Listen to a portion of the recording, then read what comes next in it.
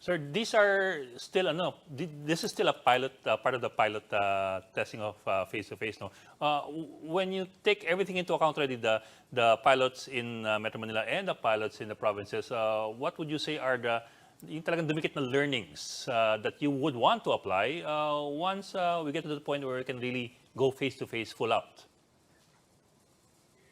Well, on the positive side, we've seen a good result in our framework of shared responsibility. I mean, you've seen it.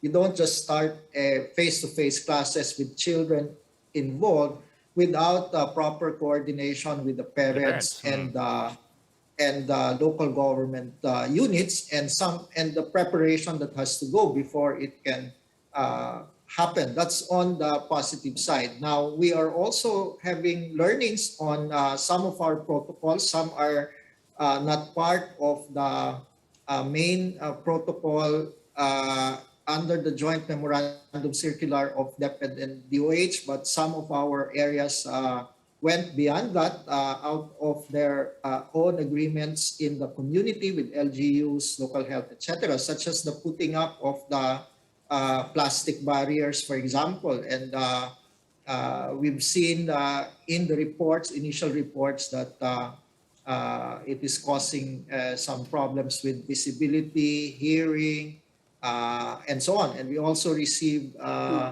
communication from DOH that it can impede ventilation. Yes, and, sir. can increase also the surface for contamination, and in fact increases the surface area that we need to disinfect. So those things, we're also seeing some, of course, I mean, the protocols need to be checked every so often. A major common observation is that the young children tend to remove their masks every so often, and they have to be reminded to put this back on.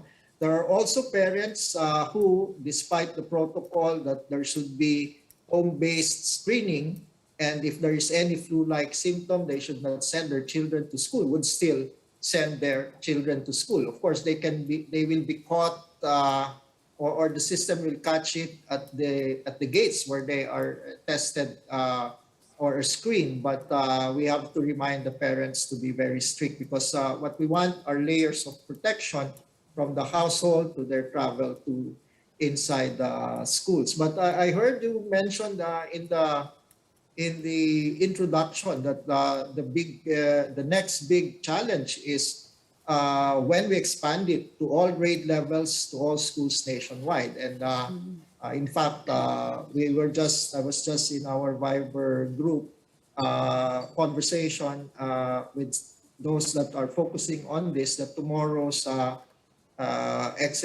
Exicom and Mancom updating, even on a holiday, will be about the anticipated key challenges that we need to respond to as a feedback from the field, because we need the information from the field really on the challenges that are being faced on the ground.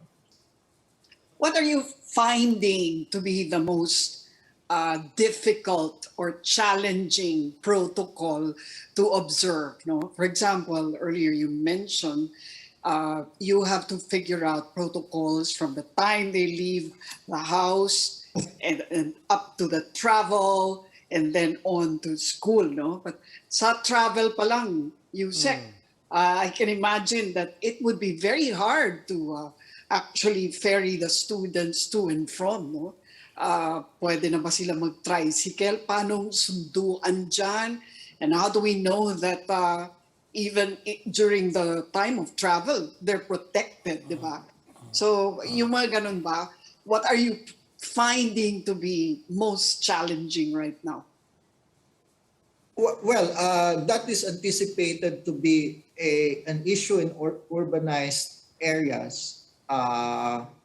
And in areas where children go from suburbs to the city center, and particularly for high school, that's the case, because not all barangays have high schools. Most barangays have elementary schools, and based on our data, there is still a large proportion of our learners in the public schools that are really just walking to and from the schools. So you're correct that that is an issue that we will have to deal with in the expansion phase. Right now, we are able to mobilize outside of walking, and then those that have their own transportation. I think in some Metro Manilas, there is even a shuttle service. Yes, may shuttle, yes. Gastos yun, no? Yeah. Yes, if it goes in an expanded phase, then we will have to discuss how we will deal with the resource requirements of this. But you're talking about one of the most challenging, based on our feedback from the teachers and the schools, because we have a monitoring and evaluation tool and they're reporting every week.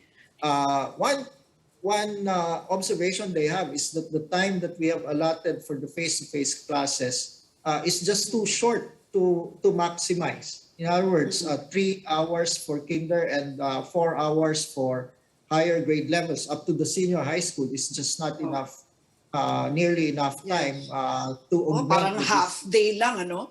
Parang half day lang bigla lahat. Yes. Yes, so it's like parang between to in local parlance to maximize. In other words, all those efforts, and when they come to the school, you will have not sufficient time to maximize all the effort of coming back to the school. So how do you supplement?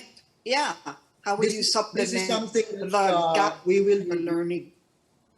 Yes, this is something that we will review with respect to the time allotment with our counterparts in the DOH. This will be one of our agenda. One other concern is that now, the teachers have to deal with the face-to-face and the distance learning all at the same time, which is also although most of our teachers and students and parents welcome this, there are also certain adjustments that have to be made from pure distance learning modality to one that blends it with the physical. So those are feedback that and how do you make sure that those who are at home don't get left behind? I mean, di ba, parang they have to be in step with one another as far as the learning is concerned, as far as the lesson outline is concerned. How do you make sure that, everybody's on the same level and the same, di ba, chapter of the book? There's equal opportunity because this is blended with distance learning. And so everyone in a class will have the experience of face-to-face in either staggered daily schedule or a weekly intervals. There will be equal opportunity for that. And I think that is also the reason what you are mentioning, why there is really a strong support from the parents, because we have schools where 100% of the parents have given permit to their children to attend.